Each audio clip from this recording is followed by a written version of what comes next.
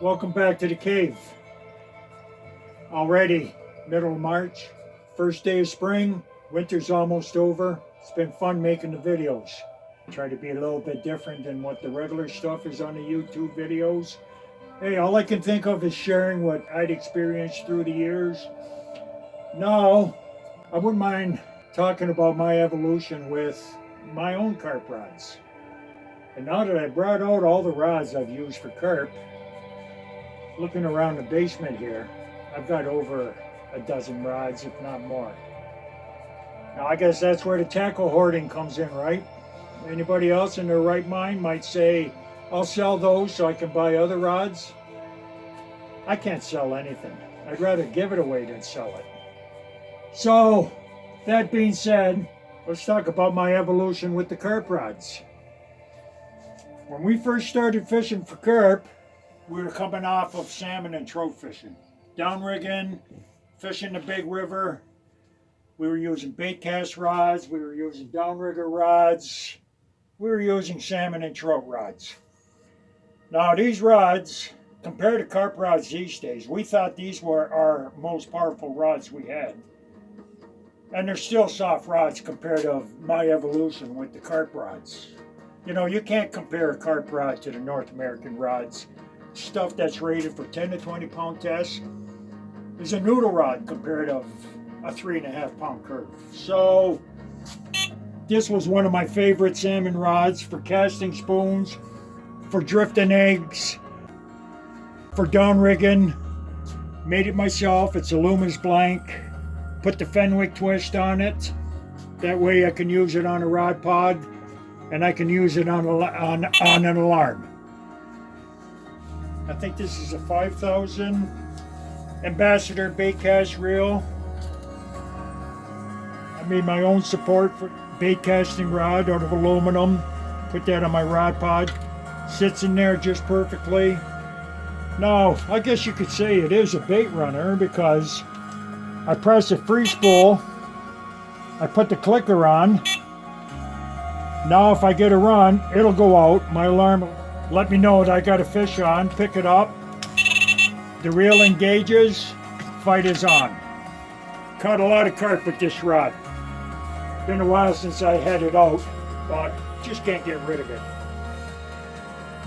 So around that same time, I like the spinning rods too. Again, these were salmon rods. This one here was a bait cast rod. It was a bait cast mooching rod. It's a Shimano Convergence, recommended for a 12 to 20 pound line, medium power. I put a spinning reel on there. I cut the little trigger off the handle to make it smooth. Put a spinning reel on that. I changed the guides from bait cast to spinning. This one's 10 foot long. Yeah, it caught me a lot of carp. Now in them days I thought, I don't need special carp rods. I can catch carp with any rod I got. And it's true, you could. You put the right kind of rig on the end of any kind of rod, put it in place, you will catch carp. Now, is it going to be as fun as being on a rod pod with the alarms and everything else? Maybe not, but you can make it work. So that's where it all started with me. And I used to take these rods before I had my regular rod pod. And I used to stick them on these rod stands like this. And then again, the tip pointing up high. I used to open up my bail arm. And I used to take my line and I used to put it on the ground with a rock on it. So then I had to keep an eye on that all the time. And when the rock went flying, we picked up the rod, engaged it, fish on. But these were kind of top heavy. So I had to make one here where I had to anchor it in the back with a spike. Then we can take our eyes off of it and wait till it goes. So that rod stand evolved into this rod pod. which I used for years, up until last year. And there's still situations where I'll use that pot again. Now, right now, I'm down to maybe my last 2 or 3. Gave a lot of them away. So hopefully someday it'll make its way to people that can keep using them. Those were, let's say, my 2 first carp rods that I innovated myself. Now, of course, the more you do it, the better the tools you want. I did get myself a carp rod. So this one aside, I thought this was a proper carp rod. This is a medium feeder rod. Beautiful rod. Made by Shimano Technium. Now long rods, we weren't strange to long rods, because we've always used long rods for trout and salmon. So this one here, being a 13-footer, that didn't bother me one bit. And it had a lot more backbone than my regular rods for trout and salmon. So I thought, wow, this is going to be fun. Now, I was still using this rod up until 2-3 years ago. If I'm not mistaken, the mirror I've got on my avatar for Canadian Carp Society, I caught on this rod. And I plan on taking it out a little more. I haven't done it justice, and again, I'll never get rid of it. Again, falls into the tackle hoarding. Now the rod tips, interchangeable. And the 3-ounce one was a graphite one, and that one I like the best. But you can also put a 1-ounce nice whippy fiberglass tip on it, and you can detect any bite. Nice little rods. So yeah, here you go. My medium power Shimano Technium. So from there on in, I started hearing about these 3-pound curved rods. And I thought to myself, do you really need anything that powerful? Well, once I started using feeders with heavier weights and heavier balls of pack bait and method mix, I noticed it was stressing my softer rods. So I figured maybe I should try out one of those proper carp rods. So there was a local tackle shop here, and I found a 1 3/4 pound Nash hooligan rod. It was 11 foot long, 1 3/4 pound curve. Now I was still from the trout and salmon days, and I could never understand why people had saltwater size spinning reels on their carp rods. I thought to myself, I've never seen a carp take out more than 50, 60, 70 yards of line. Why do I need a monster reel and only use the first 50 yards of line? So we used to buy them smaller. That was closer to our trout and salmon habits. These little reels, they serve their purpose just fine. I've never had a carp take me down to the bottom of the spool. And if I did, it was probably hooked funny. Now, you'll probably notice I've got braid. I use braid on all my rods. I started using braid when it first came out, and every time I try going back to mono, there's always something about it I don't like, and I keep going back to the braid. So, 50-pound braid on everything I use. Now, people might say, that's overkill. You don't need 50-pound tests. It's not the 50-pound test I'm looking for. It's the 8 and 10-pound diameter that I'm looking for. Anything smaller than that, it's very dangerous. With braid, you'll cut it off real easily. So, okay, Nash Hooligan. That was my second carp rod. Proper carp rod. Caught a lot of fish with that rod. Still love it. Now, Gray's Prodigy. 1 pound curve. We call it a specimen rod. Beautiful little rod. Now it's got more guides and smaller guides than your regular carp rod. That's why they call it a specimen rod. So does that mean it's for smaller carp? Well, I don't know. I've caught 30-pound plus carp with this rod, no problem. When I first got it, this one I put mono on it because I was afraid of overstressing the rod. I used to use 10-pound mono on it. Caught a lot of fish on this rod. So again, that's still during one rod rule. So like anything else, I had to push the envelope. So I wanted to see what these heavy-duty carp rods were all about. So I bought a Fox. I call it my monster rod. It's a Fox Warrior, 13 foot, 3.5 pound curve. Well, I'll tell you, I had my hands full with this rod.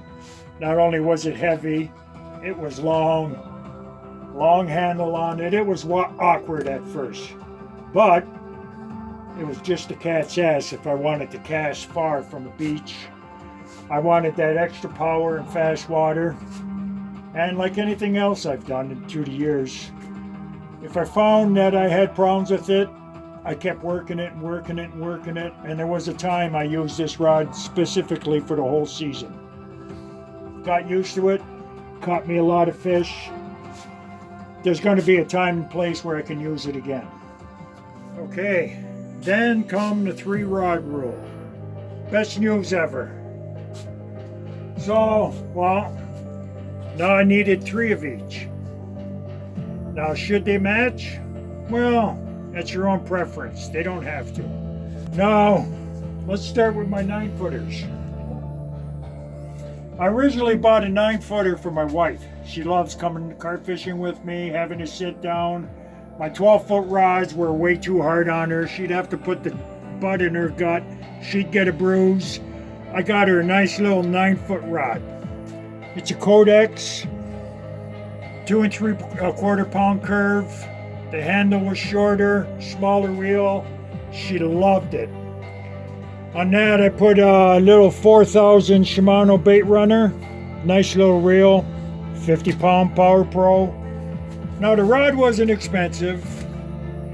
The reel wasn't that bad.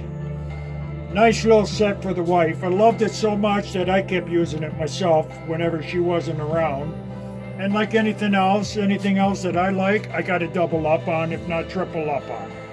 So that's that one Codex.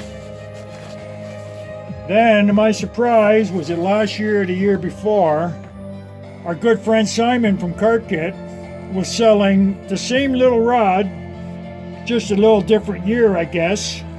And he was selling them, I think, like for $60. So of course I needed another one. Now I've got 2 9-footers, Codex, nice little stocking rods. On this one here, I put a Daiwa Black Widow bait runner, one of my original reels on one of my original 12-footers. It served its purpose through the years. Now my last 9-foot rod, I kept hearing about these monster carp rods. I started seeing the odd one. I thought, nice little rods. No, there was something about the handle that I didn't like. I don't know. I found it really hard to get used to these carp rods with the bare handle on it. I thought, the handle's not finished on this. Where's the rest of it? Well, that's how carp rods go. I got used to that. But that little rod, when I first got it, served its purpose very well. And I thought, well, maybe one winter I'll redo the handle on it. And while I'm at it, well, these Minima, whatever insert guides, they don't stand a chance with the braid. Braid is very abrasive. You got to have a really good ceramic guide if the braid is not going to cut a groove in them. And I found it didn't take long to cut a groove in these little Minima guides. So what do? you change them. So I had all kinds of old style ceramic guides. I took the old guides off, put the new guides on. And then, well, what to do with the handle? So what I did is I took this end part off, exposed the rest of the handle, took this off. I had some oddball pieces of cork and some pieces of Hypalon. Well, it was a no-brainer. I just reamed them out to the right size, slipped them onto the old blank, glued them in. Now I've got my own custom-made monster carp rod, and I'll tell you, it's one of my favorites. I'd buy 3 more of these if I had to.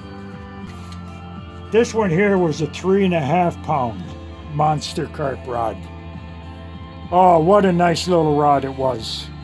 I used to use it for leading the bottom. I used to use it for spotting. I used to use it for catching carp with 5-ounce weights in deep, fast water. And it broke my heart when I broke it. So I just might have to get 3 of these one day in a 3.5 pound curve. So what if it don't bend? I ain't got no problem with that. I call that arm-to-arm combat. Sometimes it feels good to be overwhelmed by head banging and head shakes and fish a little bit out of control. Yeah, I'm in for that. So, that being said, these are my 9-foot rods. Okay, now I did the 9-footers. You would think I'd take out my 10-footers, but these 12-footers are older than my 10-footers. So, I'll just talk about these for a little bit. One of my first 12-footers was this Witchwood 2.5 pound curve Signature Series 12-foot rod. Nice rod. And I thought, wow, 2.5 pound curve. I still thought it was a meat stick. Up until I got used to it. And the hardest part to get used to was trying to fight a fish on the light side with a stiff rod. I've straightened a lot of hooks through the years. Carp specific hooks. I've straightened them all. Until someone said to me, maybe you should just, chill out a little bit and slack off on your fight and not try to pull their head off. Yeah, I get it.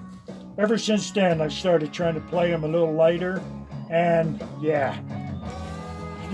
One thing I've learned through the years, now these carp rods, heavier pound curve, they're not made for playing fish. They're made for putting your presentation out to the fish and setting a good hook. Yes, that's what they're for.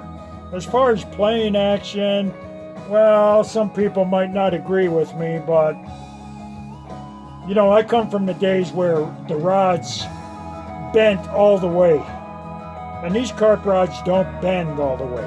So you got to be satisfied with what you got and use it for what it's meant to be, which is putting out 2, 3, 4, 5-ounce presentations. That aside, that Witchwood rod got me a lot of fish. Loving it. I think the next one after that was this Black Widow 12-foot, 3-pound curve. Nice rod. Reasonably priced. And these Black Widow 3-pound curves, they bend as much as this Witchwood 2.5 pound curve. Now, being a better price, from what I understand, these rods have more resin than graphite cloth. And then when you get into the higher price rods, well, now they have more cloth and less resin. Now, what I'm getting at there is the more resin, the more the rod is, how can I explain? It's going to lose some of its backbone through the years, and it's going to feel like a much softer rod than what it's rated as. And then the rods with the more cloth, the more graphite cloth and the less resin, they'll keep their power for longer. That's the only way I can explain it. So this Black Widow rod, it's not a very expensive rod. Now, the reel is more expensive. This is the Shimano Bait Runner, medium size. This one's still brand new. I'm gonna have to take these rods out again someday. So Shimano's got a beautiful bait runner, but this was the one with the silver spool on it. Now my latest 12-footer was this Gray's Prodigy. I had heard a lot of good stuff about Gray's tackle, Gray's rods. Again, it's a thinner diameter, less resin, more graphite, much more responsive rod, good set of guides. Again, I got a medium bait runner on it. Nice match. Now this is a little more pricey than the Black Widow and the Witchwood, but it serves the same purpose. This is a 2 3/4 pound curve. Now I thought these were proper carp rods. Now they're stiff. Now I can cast out some big balls of pack bait. But there again, when it comes to 4 or 5 ounce weights, I didn't trust myself anymore with my expensive Grays. I was worried I was going to break it just on the cast. Now these lower priced ones, well, I don't really care. I'll cast them out. I'll put the boots to them. If they break, good. Another excuse to get another rod. Now, what more can I say about these 12-footers? They're great rods. I'll use them again someday on the beach where I got a cast far. But I was using these along the canal systems and along the river systems with just lobbing my line out in close. They never served a purpose. So they've been filed for the last couple of years. So of course you've noticed that with all these sets of rods, I've got a rod bag for each one of them too. So then, well, depending on where I'm going, what I'm going to be doing, I can just grab the rod bag and I'm off. This wasn't a very expensive rod bag, made by Corum. Served the purpose. Starting to show some wear marks. Very well worn. Nice padded bag for the reels. Never had any problems. So let's put the 12-footers away and bring the 10s out.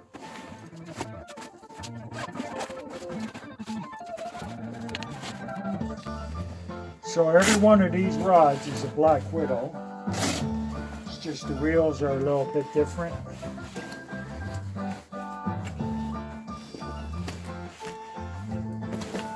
Okay, so I guess all that's left is my latest set of rods. This is the only set of rods that I have, actually, a set of 3 of the same rod. They were such a good deal, I had to get 3 of them. Now these are the Black Widow, 3.5 pound curve, 10-foot telescopic. The price was right. I bought one, checked it out. I liked what I seen, bought another 2. So now I needed reels for them. So I found these Sonic Insurgents. They weren't a bad deal. I bought one to start off. Now I might as well mention, these are the first set of reels where I departed from the bait runner system, and now I'm using the front quick drag system on the run. I was up for the challenge. I was all thumbs when I first got them. Now I'm glad I made the move. Now whenever I go back to a bait runner, the first thing I do when I have a run is I go for the front drag. Comedy of errors. Sometimes I gotta laugh at myself. The Sonic Insurgent on the Black Widow's 3.5 pound curve. Loving it. Been using them the last couple years, almost exclusively. It can handle any size of sinker I put on them. It can handle giant balls of pack bait. Can't get enough of them. There's a time and place in the summer where they come out, and usually that's the only rods I'll use for the rest of the summer. Now the Sonic Insurgents, by the time I bought 2 of them, they were out of stock. So what do I do for my 3rd reel? So now my reels don't match. I have 2 the same, and I have one back to the Daiwa Black Widow, but now this is the 25A front quick drag, just like the other 2 Sonics. So these are my 10 footers, my all-around workhorses, anywhere, anytime. And you know, I never mentioned, along with the 10 footers, I had to get their 4.5 pound curve spod rod.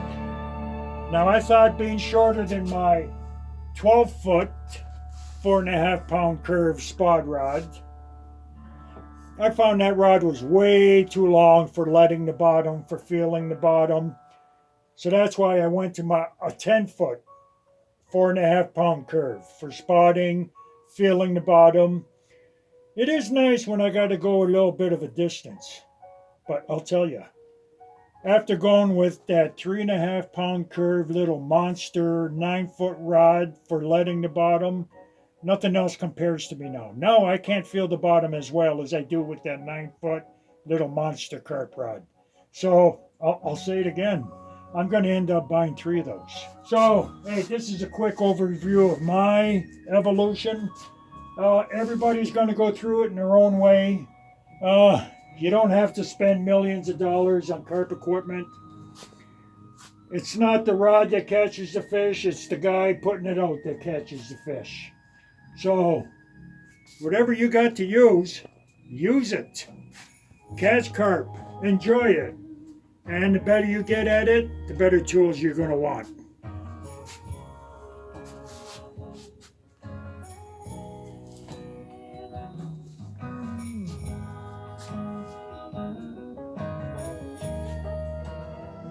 All right, so, you know, it started off as a winter project. Well, winter is almost done. And you know, the winter project went well. If it wouldn't be for this, you know, my good friend Gerald, aka the Green Bastard, and I, we might not have gotten together as many times this winter. And I'm really thankful we did. It started off as just a joke. We could make videos, and next thing you know, we made videos. We're on YouTube. We're on the World Wide Web. You know, like, that's mind-boggling for me. I can't imagine it. But thanks for all the help and the positive feedback we've had from everyone. What's not to like? I've had a lot of people say, of all the people we thought would be on YouTube, Reg, you'd be the last one. And I agree. I could never imagine it either. But no, we said this was going to be a winter project. Winter's almost over. I'm not saying we're not going to do any more content for the rest of the year, but we're going to be mostly on the bank this year. Pretty soon. And I'd rather leave the on the bank videos for the professionals. In no way or form do I consider myself a professional, or I'm not doing any of this to try to be a YouTube star. I'm just so thankful that I'm able to share what I've learned through the years, the mistakes I've made, and the evolution continues. And being part of the carp angling group has been some of the best angling I've ever done in my life. So again, I'd like to thank everybody involved, especially the man behind the camera, the man editing these videos. He's the guy that makes me look good. I'm just a mouthpiece.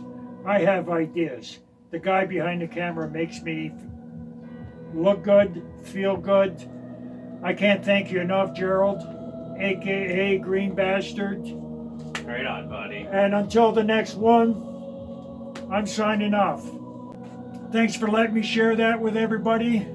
And like I'm always going to say, tight line and hope you get lucky.